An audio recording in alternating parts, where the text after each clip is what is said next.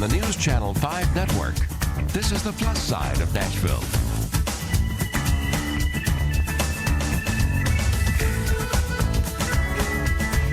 Hi, everybody.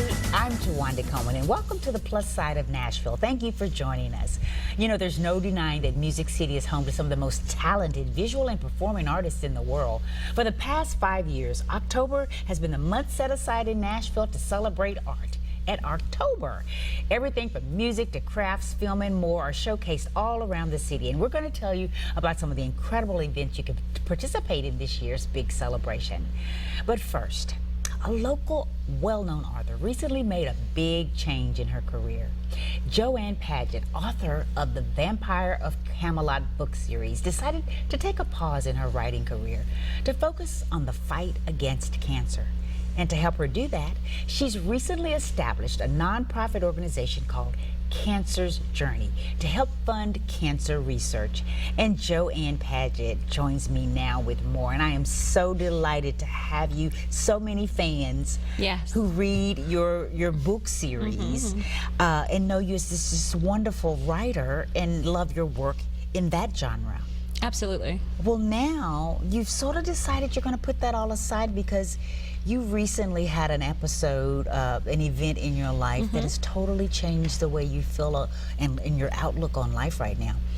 Talk about, and it goes back to your wonderful husband, how Cancer's Journey came about. But we're going to talk about that in a minute. But I want to first talk about how you met your husband, who you recently lost, and who was, of course, the inspiration for this organization. But it's a beautiful love story. We want to talk about that before we talk about where we are today. Absolutely. And it's funny how we met. I mean, it's for the storybooks, really. My husband was working in New York City, and I lived in New York City. I was walking to work like I do every other time, and I noticed this guy, and he was like a fish out of water. Like, he was fumbling, he was bumbling, he was just wasn't paying attention, and wham, I'm knocked right on my duff. What? Yes. And this guy reaches down with his hand and he gives it to me, and as soon as I get up, I snatch my hand back as a true New Yorker and read him the riot act. I'm like, what is the matter with you? Don't you see me? Hello? You know, and I said, are you an idiot or something? And I left. I was running late for work. I just left. And then 2 days later, I get to my office, and there's 11 pink roses on my desk. 11? 11. And there was a note that said, this is the idiot that knocked you down, and I want to apologize. Please call me by the way, my name is Raymond. And I thought to myself, I was kind of afraid. You know, like, how did this guy know where I worked? And my aunt worked with me at the office, and she came over and asked me about the flowers, and I explained everything to her, and she said that I should call him. And I said, don't you find it odd that he sent me these flowers? He doesn't even know me from Adam. Like, how did he know? And she said, have you looked at your lapel lately? And I had a blonde moment. Okay, I admit it. Okay, so I'm not so much a stalker as an observant guy. And then I thought, well, you know, I don't know. And she said, you have to take a chance in life. Why else are we here? That's true. And I was like, you know what? I will. So I call him up, and we made plans. And it was 11 o'clock, and I remember going to the restaurant. And when I walked in, he had stood up, and he was holding his back. So I thought, oh, the only reason he wants to see me is because he wants to file an insurance claim because he hurt himself when he knocked me down, the true New Yorker in me. But as I walked up closer to him, I began to understand when he presented me with a white rose in his hand. And he said, I got you 11 pink roses because I was sorry for what I'd done. And I got this white rose in the hope that I would win your heart. And as a tear rolled down my face, I knew he'd already won. It took him 4 years to convince me, but he'd already won. Oh my goodness. Joanne, that is an incredibly beautiful story.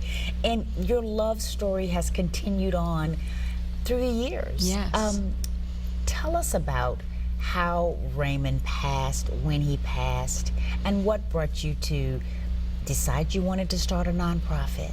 Well, see, Raymond had contracted cancer back in February of 2015, esophageal cancer.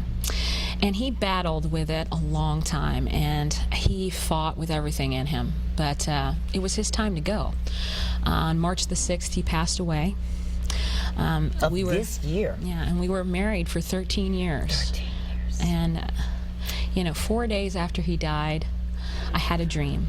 And in that dream, he was there to embark his last message to me. And he said to me, I had to leave you because there are other plans for you. And you're going to be the force that changes cancer.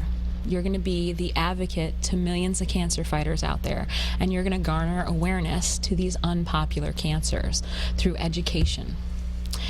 And I said, yes.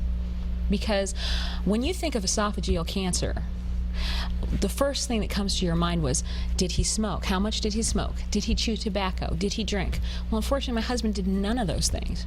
He was contracted esophageal cancer through acid reflux, something that affects millions of people on a daily basis. Absolutely.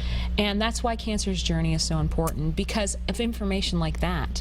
I mean, if you're constantly having heartburn or you're constantly having acid reflux and you don't do anything but self-medicate because you think it's just a simple thing, you're not thinking long term how it's going to affect you. I mean, there are so many different nuances to what you're doing when you're self-medicating that are probably not good for you. Exactly. Because you're self-medicating for the wrong thing. Yes. Wow. Well, we want to hear more because we got to talk about all the great things that you've got planned and how folks can help you with your wonderful journey to help find research, fund research, I should say. So we're going to be back with more with Joanne Paget right after this.